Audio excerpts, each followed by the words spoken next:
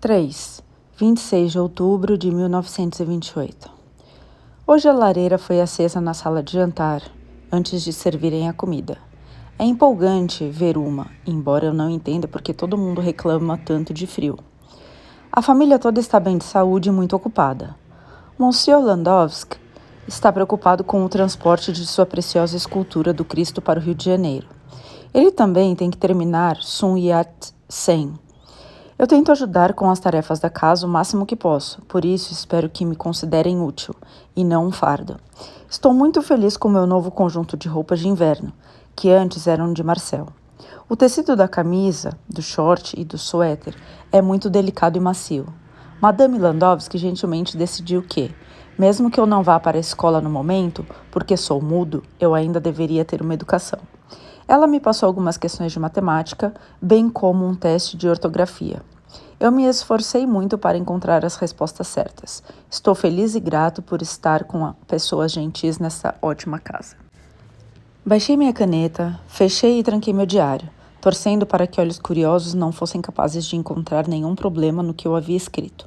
Então, enfiei a mão na gaveta e peguei o pequeno maço de papéis que eu havia cortado do mesmo tamanho das páginas do diário.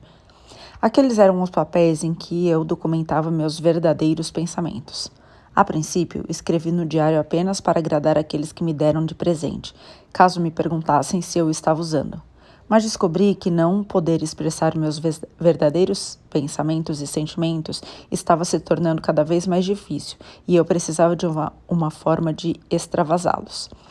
Um dia decidi que, quando não estivesse mais vivendo com os Landowski, eu poderia colocar aquelas folhas em suas seções adequadas, fornecendo uma imagem muito mais sincera da minha vida.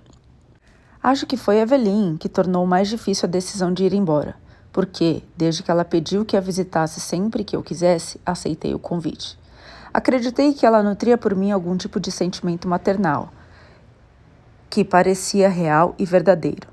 Nas semanas anteriores, eu havia me sentado muitas vezes com ela em seu quarto aconchegante e ouvira sobre sua vida, que, como eu suspeitava, continha muito sofrimento. Seu marido e seu filho mais velho jamais retornaram da Grande Guerra. Eu havia aprendido muito sobre o conflito desde que viera para a casa dos Landowski, mas, como nasci em 1918, não vivenciei aquele período.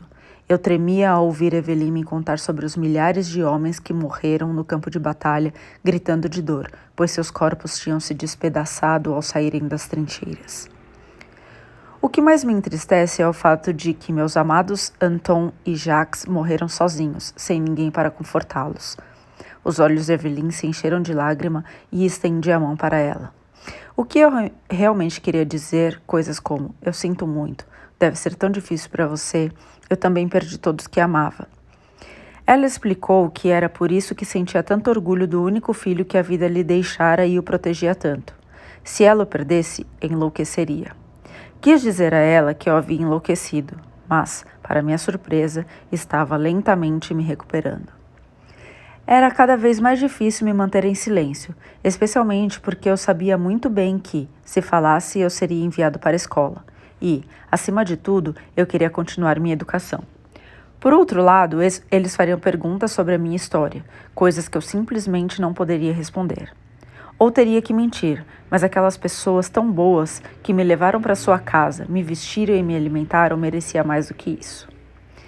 Entre, convidou Evelyn quando abri a porta da frente da sua casa. Eu sabia que ela tinha uma perna problemática, que eu achava que doía mais do que ela admitia sentir. Eu não era o único preocupado com a posição que ocupava na casa dos Landowski. Prepare o chocolate, por favor, meu rapaz. Está tudo pronto para você, acrescentou ela.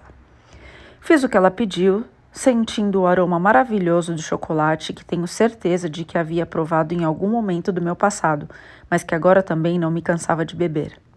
A hora do chocolate com Evelyn estava rapidamente se tornando o meu momento favorito do dia.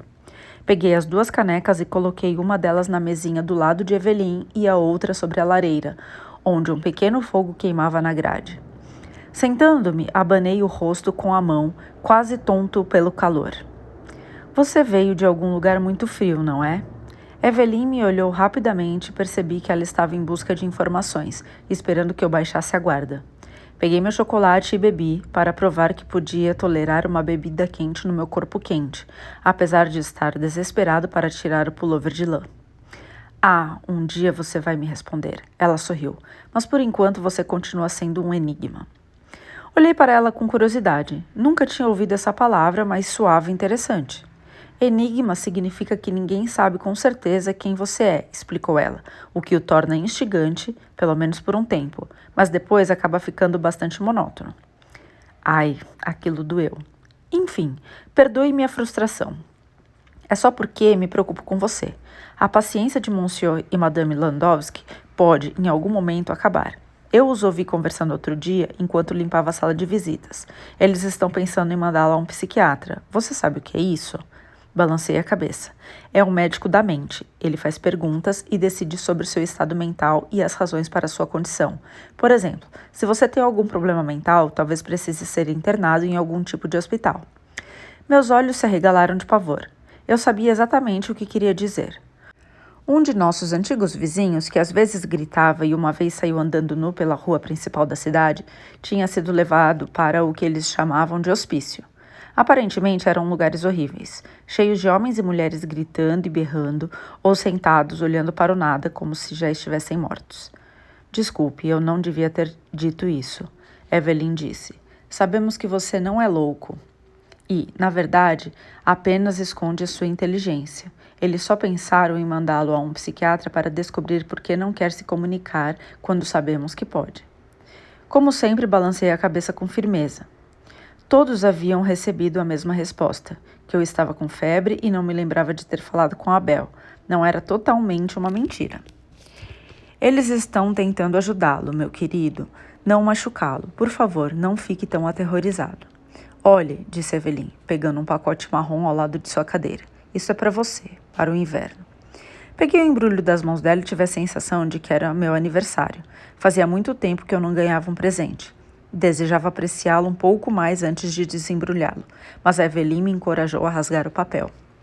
Dentro havia um cachecol listrado colorido e uma touca de lã. Experimente-os, meu rapaz. Veja se lhe servem. Mesmo estando quente, como uma fornalha ali dentro, eu obedeci. O cachecol serviu perfeitamente, como não serviria? Mas a touca era um pouco grande e na primeira vez que a puxei ela caiu sobre meus olhos. Me dê aqui, pediu Evelyn, e dobrou a frente da touca. Pronto, assim vai ficar bom. O que acha? Que eu posso morrer de calor se usar isso por mais tempo. Assenti com entusiasmo, levantei-me, fui até ela e lhe dei um abraço. Quando me afastei, percebi que meus olhos estavam cheios de lágrimas. Ah, não seja bobo, você sabe quanto eu amo fazer tricô. Fiz centenas desses para nossos rapazes que estavam no front. Virei-me e voltei para a minha cadeira, as palavras muito obrigado pairando em meus lábios, mas eu mantive apertados. Tirei a touca e o cachecol, dobrei-os e o embrulhei de volta no papel marrom. Agora é hora de você e eu irmos para a cama, observou ela, olhando para o relógio pendurado na lareira, acima do fogo. Mas antes quero lhe contar que hoje recebi uma notícia maravilhosa. Ela indicou uma carta atrás do relógio. Essa carta é do meu filho, Louis. Ele vem me visitar no meu dia de folga. Não é ótimo? Mais uma vez a senti com entusiasmo, mas por dentro percebi que uma parte de mim tinha ciúmes daquele magnífico Louis, que aos olhos da mãe nunca fazia nada de errado. Pensei que talvez eu o acabasse odiando. Eu gostaria que você viesse conhecê-lo. Ele vai me levar para almoçar e estaremos de volta às 3h30. Por que não vem cumprimentá-lo às 4? Aqueci e tentei não parecer tão mal-humorado quanto me sentia. Com um pequeno aceno e um grande sorriso ao dar tapinhas no meu presente, saí do quarto dela. Eu me aconcheguei na cama, me sentindo inquieto, tanto em relação àquele concorrente com quem eu disputaria os afetos de Evelyn, quanto ao que ela dissera sobre o psiquiatra com quem os Landowski poderiam me obrigar a me consultar. Não dormi bem aquela noite. No domingo à tarde, lavei o rosto na bacia que me era fornecida todos os dias por uma criada. No sótão não tínhamos banheiros. Elsie e Antoniette também reclamavam disso porque tinham que descer à noite quando precisavam fazer suas necessidades. Escovei o cabelo e decidi que não usaria um suéter de lã, porque, com o filho lá, Evelyn provavelmente acenderia um grande fogo na lareira. Desci, saí pela porta da cozinha e comecei minha caminhada habitual em direção à casa dela. Então, um som me fez parar de repente. Ouvi e fechei os olhos. meus lábios formando um sorriso porque não conseguiram fazer outra coisa.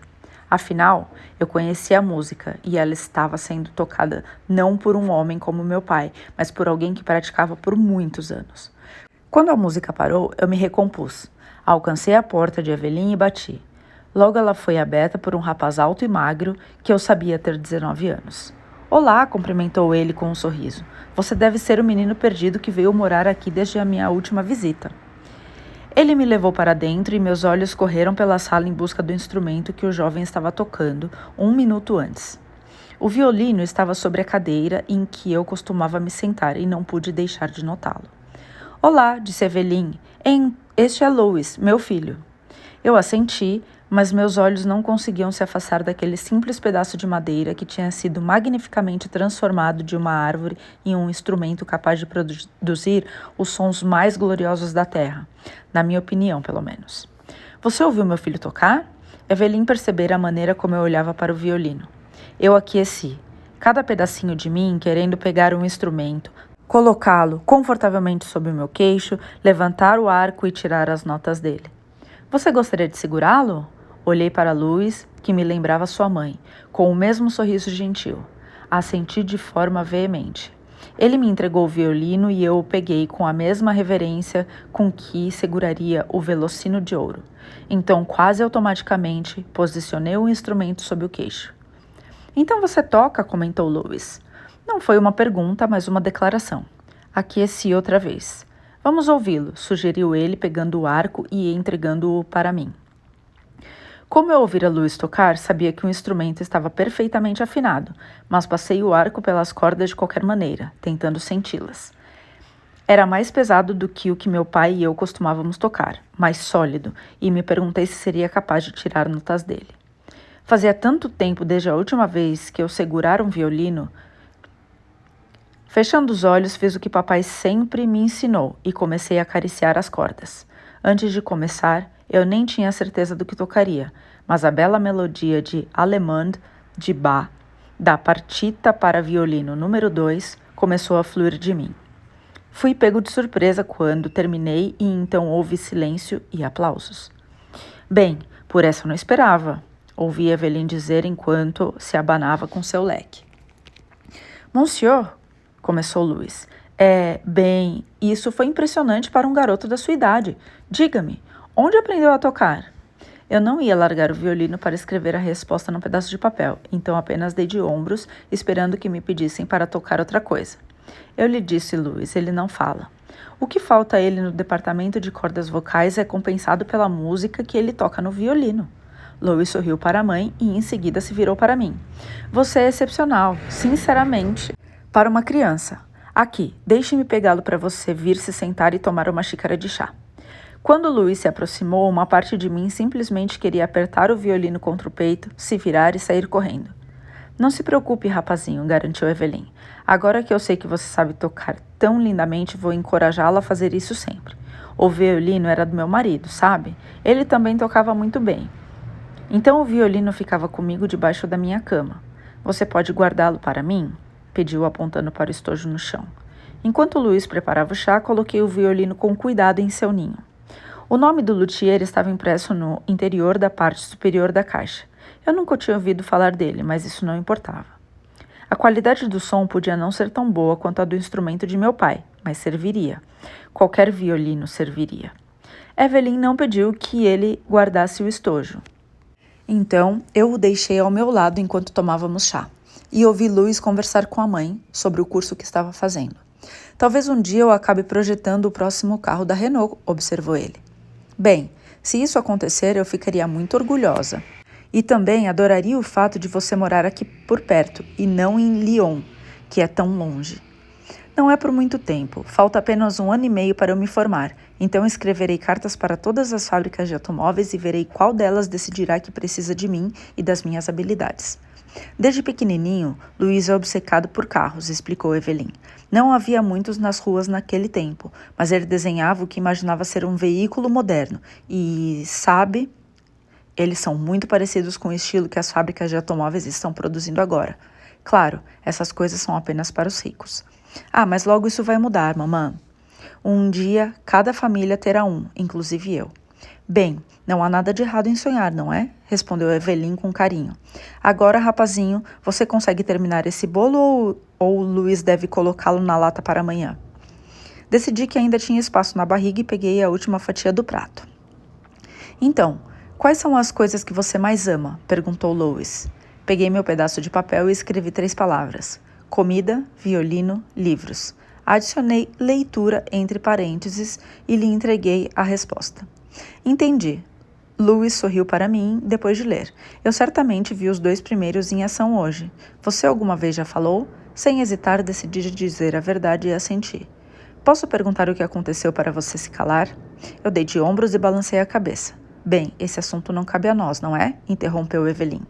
Ele vai contar quando estiver pronto, não vai? Assenti em seguida, baixei a cabeça, demonstrando tristeza. Minhas habilidades de atuação estavam cada vez melhores, mesmo sem poder usar a voz.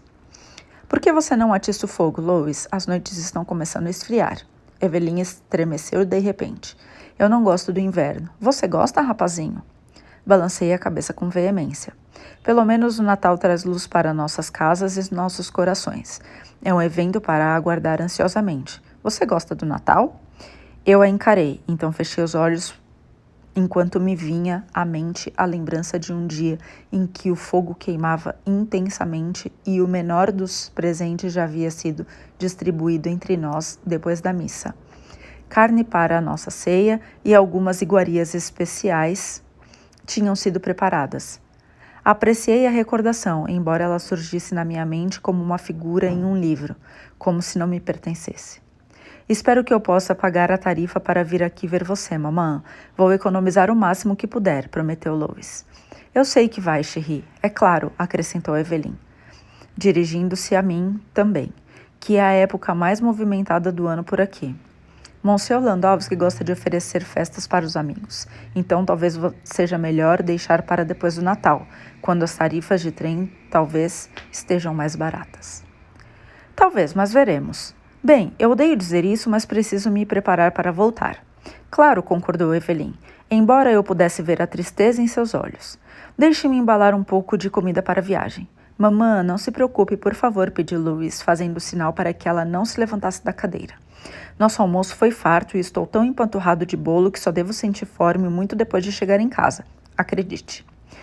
Mamãe gosta de alimentar as pessoas como você já deve ter notado, acrescentou ele para mim.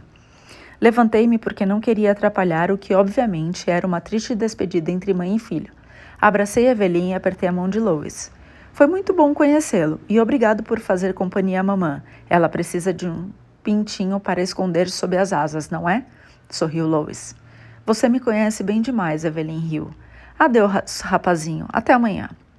Quem sabe da próxima vez que eu vier você já tenha contado seu nome, comentou Louis enquanto eu me dirigia à porta. Voltei para casa pensando no que Louis tinha dito. Era algo que eu havia considerado muitas vezes desde que decidira parar de falar. O fato é que eu nunca mais revelaria meu nome verdadeiro a ninguém. Nunca mais. Isso significava que eu poderia escolher qualquer um que quisesse. Não que fosse melhor do que meu nome de verdade, mas era interessante pensar em como eu gostaria de me chamar. O problema é que, quando você já tem um nome, mesmo que seja o pior do mundo, ele pertence a você. E muitas vezes é a primeira coisa que as pessoas sabem a seu respeito. Então, tentar se desvencilhar dele era muito mais difícil do que parecia. Eu tinha sussurrado muitos para mim nas últimas semanas, porque não era muito legal as pessoas não saberem como se dirigir a mim. Ajudaria se eu tivesse um nome, e que ele fosse fácil de escrever. No entanto, o nome certo não se apresentava nunca, por mais que eu tentasse. Depois de cortar uma boa fatia de baguete e passar geleia, a família servia a si mesma no domingo à noite, subi até o sótão e me sentei na cama, vendo a noite cair pela minha pequena janela. Então peguei o meu diário para adicionar um par de linhas ao meu parágrafo anterior. Acabei de tocar violino pela primeira vez em muito tempo. Foi a experiência mais maravilhosa sentir o arco em minhas mãos novamente e ser capaz de tirar notas do instrumento. Meu lápis estava pairando no ar quando percebi que tinha acabado de encontrar o nome perfeito. 4. A estátua finalmente está terminada. Aliviado, Monsieur Landowski bateu em sua bancada. Mas agora o brasileiro maluco quer que eu faça um modelo em escala da cabeça e das mãos de seu Cristo. A cabeça terá cerca de 4 metros de altura, então vai ocupar quase todo o estúdio. Os dedos praticamente alcançarão as vigas. Todos nós aqui no ateliê, literalmente, experimentaremos a mão de Cristo sob nós, brincou ele. Então, segundo me disse o senhor da Silva Costa, quando eu terminar, ele vai trinchar minhas criações como pedaços de carne bovina, a fim de enviá-las para o Rio de Janeiro. Nunca trabalhei assim, ele suspirou, mas talvez eu deva confiar em sua loucura. Talvez você não tenha escolha, concordou Laurent. Bem, isso paga as contas, Bui. Embora eu não possa aceitar mais encomendas até que a cabeça e as mãos de Nosso Senhor estejam fora de meu ateliê. Simplesmente não haveria espaço. Então, vamos começar. Traga os moldes que você fez das mãos daquelas duas senhoras há alguns meses. Preciso usar algo como base. Laurent seguiu em direção ao depósito para pegar os moldes e decidi que era hora de sair. Dava para sentir a tensão daqueles homens. Fui para o lado de fora e me sentei no banco de pedra, olhando para o belo e claro céu noturno. Estremeci de repente, sentindo-me feliz pela primeira vez, por estar usando meu suéter de lã. Haveria geada à noite, mas não achei que nevaria. Virei a cabeça para olhar o ponto certo no céu, sabendo que era novembro, a época do ano em que aquelas que me guiaram até ali, para minha nova casa, apareceriam no hemisfério norte. Eu já as tinha visto algumas vezes, quando piscavam fracamente e elas costumavam ficar obscurecidas pelas nuvens, mas naquela noite... Ouvi passos se aproximando e me sobressaltei, como sempre. Tentei descobrir quem era. A silhueta familiar de Laurent surgiu e ele se sentou ao meu lado enquanto eu continuava a olhar para o alto. Você gosta de estrelas? Abri um sorriso e assenti. Ali está o cinturão de Órion. Laurent apontou para o céu noturno. E perto dele estão as 7 irmãs, juntas formando um aglomerado. Como seus pais, Atlas e Pleione, cuidando delas. Segui seus dedos enquanto ele traçava as linhas entre as estrelas, não ousando encará-lo para que não percebesse minha surpresa.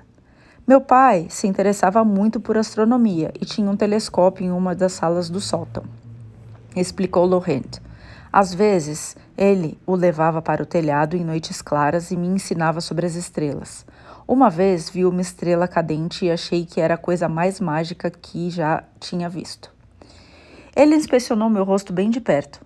Você tem pai e mãe? Mantive meu olhar treinado nas estrelas, fingindo não tê-lo ouvido. Bem, já vou embora. Ele afagou minha cabeça. Boa noite. Eu o observei se afastar e percebi que aquilo fora o mais próximo que eu chegara, depois do episódio do violino, pelo menos, de falar. De todas as estrelas que ele poderia ter nomeado em todas as constelações.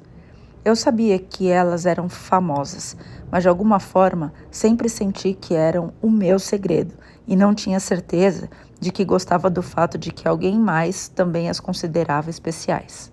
Basta procurar as 7 irmãs, as Pleiades, meu filho. Elas sempre estarão lá, em algum lugar, cuidando e protegendo você quando eu não puder. Eu conhecia de cor a história de cada uma delas. Quando eu era muito menor, ouvia meu pai contar sobre as antigas maravilhas. Eu sabia que elas não eram apenas criaturas da mitologia grega, mas de muitas lendas em todo o mundo, e, na minha cabeça, eram reais. 7 mulheres cuidando de mim, enquanto outras crianças aprendiam sobre anjos que as envolviam em suas asas. Eu tinha Maia, Alcíone, Astérope, Céleno, Taígeta, Electra e Mérope como mães. Eu me sentia sortudo por ter 7 delas, porque mesmo que uma não estivesse brilhando com tanta força em uma noite em particular, as outras estavam. Cada uma tinha qualidades diferentes, forças diferentes. Algumas vezes pensei que, se fosse possível juntá-las, talvez formassem a mulher perfeita, como a Santa Mãe. E mesmo que eu estivesse mais crescido agora, a fantasia de as irmãs serem reais e virem em meu socorro quando eu precisasse delas não havia desaparecido, porque eu não permitia. Olhei para elas de novo, me levantei e corri até meu quarto no sótão para observar da janela. E sim, elas eram visíveis dali também. Aquela deve ter sido a melhor noite de descanso que tive depois de muito tempo, sabendo que minhas guardiãs estavam ali, brilhando sobre mim e me protegendo. A notícia de que eu sabia tocar violino se espalhara pela casa. Eles querem ouvir você tocar, avisou Evelyn, e você vai se apresentar neste domingo. Fiz beicinho, mais de medo do que de aborrecimento. Uma coisa era tocar para Evelyn, uma governanta. Outra era tocar para a família Landowski, especialmente para Marcel, um pianista tão talentoso. Não se preocupe, você pode usar isto para praticar, disse Evelyn, entregando-me o violino. Venha durante o dia, quando todos estão ocupados. Não que você precise ensaiar, meu querido, mas talvez isso deixe mais tranquilo. Você sabe muitas peças de cor? Eu assenti. Então escolha 2 ou 3, aconselhou ela, embora eu não entendesse o porquê. E assim, nos dias seguintes, eu ia para o chalé de Evelyn enquanto ela trabalhava na casa principal. Certificava-me de que todas as janelas estivessem fechadas, em caso de haver ouvidos curiosos, e tocava todas as minhas peças favoritas. Evelyn tinha razão, eu estava enferrujado. Meus dedos tinham perdido um pouco da agilidade, possivelmente por terem sofrido em minha jornada até ali. Depois de pensar com cuidado, selecionei 3 peças. A primeira porque soava impressionante, mas na verdade era bastante simples de tocar. A segunda porque era uma peça de técnica difícil, no caso de algum membro da família ter conhecimento suficiente de violino para julgar minhas habilidades. E a última porque provavelmente era minha peça para violino favorita e eu adorava tocá-la. A apresentação aconteceria antes do almoço no domingo. Até os criados tinham sido convidados para assistir.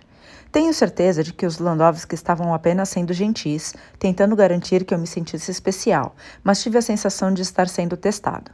Algo que não me agradou nem um pouco. Quaisquer que fossem suas razões, e eu estava certo de que as intenções eram boas, eu sabia que não tinha escolha a não ser tocar.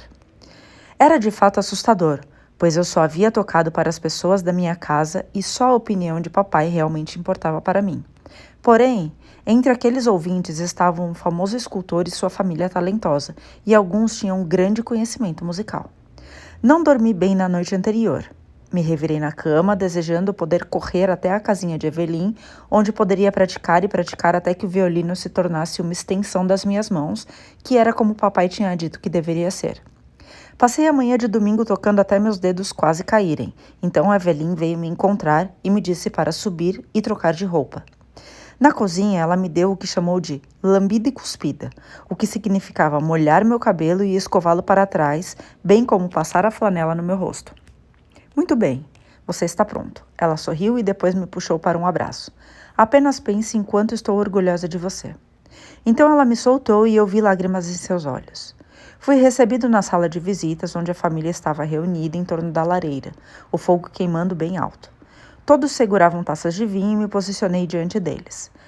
Não precisa ficar nervoso, hein? Basta tocar quando estiver pronto, aconselhou Monsieur Landowski. Postei o violino sobre o queixo e o ajeitei até que estivesse confortável. Então fechei os olhos e pedi a todos aqueles que papai disse que estavam me protegendo, inclusive ele, que se reunissem ao meu redor. Em seguida, levantei o arco e comecei a tocar. Quando terminei a última peça, houve o que me pareceu um silêncio sepulcral. Toda a minha confiança tinha desaparecido. O que papai sabia? E a governanta e seu filho engenheiro? Sentiu uma rubra de constrangimento começando a se espalhar pelo meu rosto e quis fugir e chorar. Em meu desespero, devo ter bloqueado minha audição, porque alguns segundos depois voltei a mim e ouvi aplausos. Até Marcel parecia animado e impressionado. "Bravo, meu jovem, bravo!" exclamou Monsieur Landowski. "Uma pena que você não pode dizer onde aprendeu a tocar assim. Ou vai dizer?" perguntou ele com um olhar quase suplicante. "Você é muito, muito bom, especialmente para a sua idade", comentou Marcel, me elogiando e me tratando com condescendência ao mesmo tempo. "Muito bem", comentou Madame Landowski, dando-me tapinhas no ombro, me oferecendo um de seus pequenos sorrisos afetuosos. "Agora está na hora de almoçar", acrescentou ela quando um sino tilintou no corredor. Durante a entrada da refeição, não paravam de falar sobre a minha incrível proeza. E, ao longo do prato principal, a família se divertiu fazendo perguntas que eu pudesse responder com movimentos de cabeça.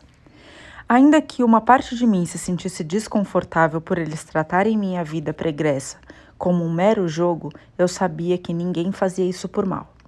Quando não queria responder a uma das perguntas, eu simplesmente não mexia a cabeça. Temos que contratar algumas lições, meu jovem, disse Monsieur Landowski. Eu tenho um amigo no conservatoire. Rachmaninoff há de conhecer um bom professor. Papai, o conservatoire só aceita alunos bem mais velhos, interveio Marcel. Ah, mas este aqui não é um aluno qualquer. Nosso jovem amigo tem um talento excepcional. Idade não é barreira para o talento. Vou ver o que posso fazer, retrucou Landowski com uma piscadela. Eu vi Marcel fazer uma expressão aborrecida. Depois da sobremesa, pouco antes de todos se levantarem, tomei uma decisão. Eu queria desesperadamente dar a Monsieur Landowski um presente por tudo que ele tinha feito por mim. Então peguei um pouco de papel e escrevi algumas palavras. Quando todos estavam se levantando da mesa, estendi a mão para impedi-lo. Então, com as mãos tremendo um pouco, entreguei-lhe o papel. Eu o observei enquanto lia as 4 palavras. Ora, ora, ora, ele riu. Depois de sua performance mais cedo, é como se fosse o destino. Presumo que você tem esse apelido por causa do seu talento com o arco do violino. Bom, assenti. Muito bem, então vou informar a família. Obrigado por confiar isso a nós. Entendo como é difícil para você. Eu saí para o corredor, depois corri para o sótão. Encarei meu rosto em frente ao espelho. Então abri a boca para dizer as palavras. Meu nome é Bo. Aparentemente, haviam me encontrado um professor de violino e eu deveria ir a Paris depois do Natal e tocar para ele. Eu não sabia dizer o que me deixava mais empolgado, tocar para um violinista profissional ou ir até a cidade com Evelyn. Paris, disse baixinho, deitado sobre as cobertas. Evelyn tinha ordenado que as empregadas providenciassem um cobertor de lã mais grosso, e ficar aconchegado na cama, aquecido sob as cobertas, se tornaram um dos melhores momentos do meu dia. Eu também estava com uma sensação engraçada na barriga, que me lembrava de ter sentido antes, quando era muito mais novo e meu coração não estava cheio de medo. Era como se uma pequena bolha estivesse subindo da barriga para o peito, fazendo meus lábios se curvarem em um sorriso. A palavra que descrevia esse sentimento era, pensei, empolgação.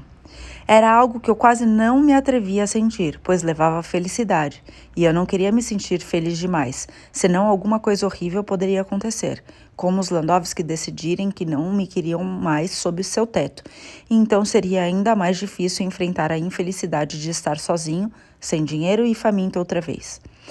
O violino havia me salvado, me tornara ainda mais intrigante, como Monsieur Landowski dissera a Laurent no dia seguinte no ateliê. Eu tive que procurar a palavra intrigante no dicionário, porque ela não estava no meu vocabulário. Então, se eu quisesse ficar, teria que continuar sendo o mais intrigante possível, além de útil, o que na verdade era bastante cansativo. Os planos para o Natal estavam bem encaminhados, com muitos sussurros secretos sobre presentes. Isso me deixava muito receoso, pensando que ganharia presentes, já que a família era tão gentil, mas eu não tinha dinheiro para comprar nada para ninguém. Consultei Evelyn sobre isso em uma das minhas visitas. Ela leu: Como posso conseguir dinheiro para presentes? Depois olhou para mim e pude ver que estava pensando na resposta. Eu poderia lhe emprestar alguns centavos, assim você compraria um presentinho para todos, mas sei que você recusaria e que os Landowski se perguntariam sobre a origem do dinheiro, se é que você me entende, disse ela, revirando os olhos. Pelo que entendi, eles poderiam suspeitar que eu roubara, e isso não ajudaria em nada a minha missão de agradar. Evelyn me pediu que esquentasse o chocolate enquanto ela refletia, e eu obedeci. Quando coloquei a caneca ao lado dela, dava para ver que a governanta conseguira formular algum plano. Você passa um bom tempo tentando esculpir pedras no ateliê, certo? Eu assenti. Em seguida peguei um papel e escrevi, mas sou muito ruim. Bem, quem poderia ser bom, exceto um gênio como Monsieur Landowski? Mas você tem praticado criar formas, então eu estava pensando que talvez devesse tentar um material mais fácil, como madeira, e ver se consegue esculpir um pequeno presente de Natal para cada membro da família. Isso agradaria a Monsieur Landowski, pois ele sentiria que os meses que você passou observando e aprendendo lhe deram uma habilidade útil. Assenti, empolgado. Mesmo não tendo recebido nenhuma educação formal, Evelyn às vezes tinha as melhores ideias. Então saí e fui pegar um pouco de madeira na pilha do celeiro. E todas as manhãs, antes que todos se levantassem, eu me sentava à mesa de cavalete e praticava. Evelyn também estava certa sobre usar madeira em vez de pedra. Era como aprender a tocar um apito de lata em vez de uma flauta. Além disso, eu tinha visto outros fazerem isso em minha antiga casa. Minha antiga casa. Era assim que eu começava a pensar nela agora. Nas 3 semanas antes do Natal, consegui esculpir para cada pessoa da família o que eu esperava que fosse uma lembrancinha atenciosa que eles fossem apreciar. A de Monsieur Landowski levou mais tempo, pois eu queria esculpir uma réplica de madeira de sua amada estátua do Cristo. Na verdade, gastei nela a mesma quantidade de tempo que dispensei para todas as outras peças juntas. Ele havia passado por um momento difícil nas últimas semanas, quando o arquiteto do Cristo lhe dissera que a única maneira de enviar o que eu chamava de casaco do Cristo, o concreto que iria sustentá-lo, junto com suas entranhas, seria cortando-o em pedaços.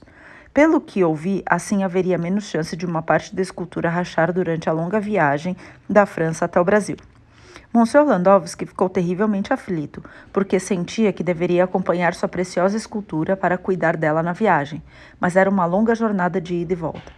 Tempo que ele não podia dispensar, pois Sun Yat-sen e seus olhos ainda não o haviam deixado satisfeito. Eu tinha pensado na solução perfeita para todos. Laurent deveria ir como babá de Cristo.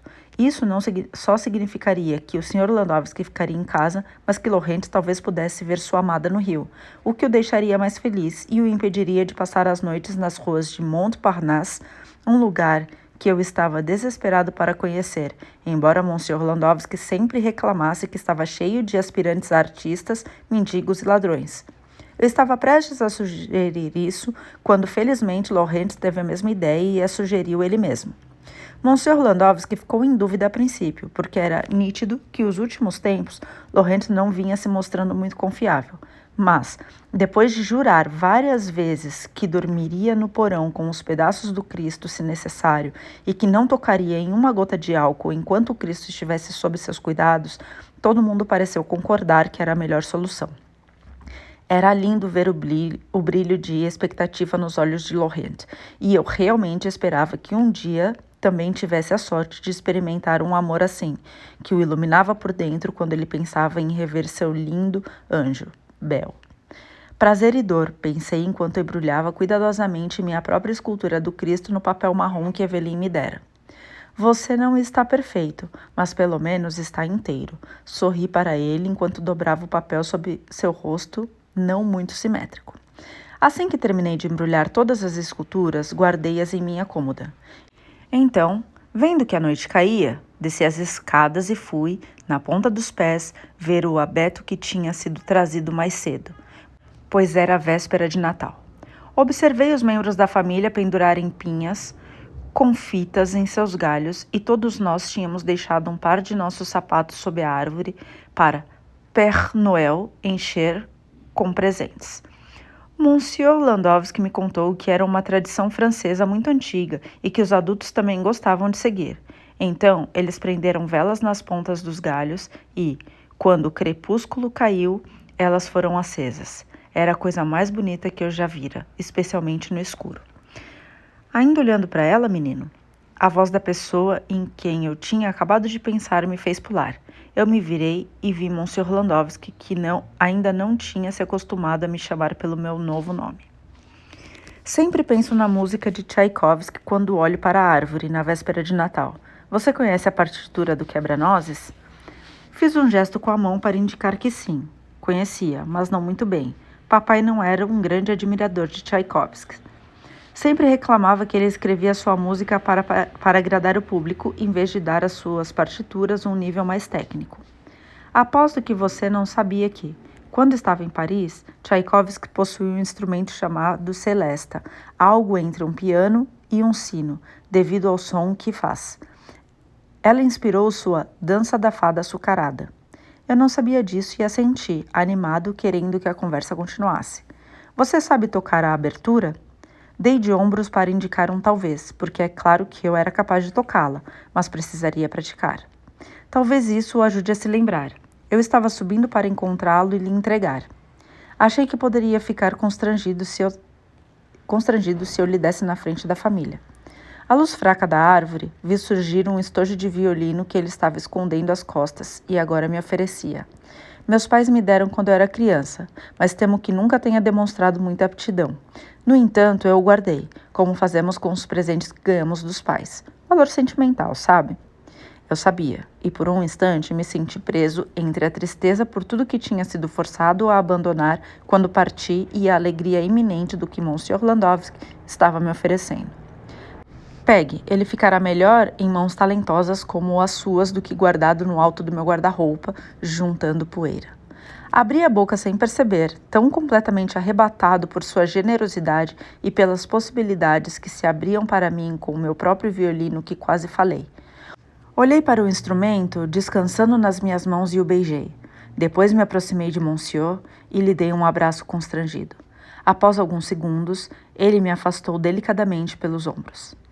Talvez, um dia, você realmente consiga confiar em mim e dizer as palavras de gratidão que estão quase escapando de sua boca. Por enquanto, Feliz Natal. Eu assenti vigorosamente e observei sair da sala. Eu sabia que as empregadas ainda estavam na cozinha, tomando uma bebida que cheirava a petróleo e cantando canções que, para mim, não soavam muito natalinas. Então, quando fui para o sótão, coloquei o estojo em minha cama e o abri. O coração batendo rápido contra o peito. Lá dentro estava um violino que tinha sido feito para uma criança como eu. Seria muito mais fácil de tocar do que a versão adulta, que Evelyn gentilmente me emprestara. Analisando-o, pude ver os sinais da idade em sua superfície, o arranhão estranho no brilho da nogueira e a poeira cobrindo as cordas. Sentei-me, removi o instrumento do estojo com toda a reverência. Levei-o até a altura da boca e soprei, observando as partículas de poeira se liberarem de sua prisão e dançarem em torno do meu quarto. Eu abriria minha janela e a soltaria na manhã seguinte. Em seguida, tirei meu lenço do bolso e limpei as cordas. Peguei o arco e posicionei o violino sob o queixo. Não poderia ter ficado mais confortável. Em seguida, levantei o arco, fechei os olhos e toquei. Meu coração quase saltou do peito e se juntou à poeira quando ouvi o som suave de um violino de boa fabricação. Sim, as cordas precisavam de afinação depois de anos de negligência, mas isso era simples. Inspirado pela história de Monsieur Landowski sobre o quebra-nozes, toquei os primeiros acordes da abertura. Então, ri alto e dancei ao redor do quarto, tirando uma música folclórica alegre que costumava tocar em casa, quando as coisas ficavam mais difíceis do que o habitual. Ofegante de emoção, senti-me de repente sem forças e tive que me deitar na cama enquanto minha cabeça se estabilizava. Então bebi um pouco de água da jarra que ficava no armário do meu quarto. E pensar que no ano anterior, naquela mesma época, achei que nunca mais veria outro Natal. Mas ali estava eu, com um final feliz, exatamente como Clara, quando percebe que tudo o que tinha visto era um sonho, ou talvez fosse um novo começo. Friccionei o arco uma última vez no meu violino. Em seguida, coloquei-o de volta no estojo e o guardei sob os lençóis, na parte inferior, para que meus dedos dos pés pudessem tocá-lo. Acomodando-me nos travesseiros, sorri e disse: Eu sou o Bu e terei um final feliz. Obrigada por ouvir. Semana que vem, mais 2 capítulos. Deixe seu like e considere ajudar o canal com um Pix que está na tela.